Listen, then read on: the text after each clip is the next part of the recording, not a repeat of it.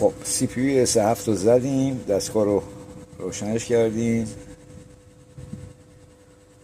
بله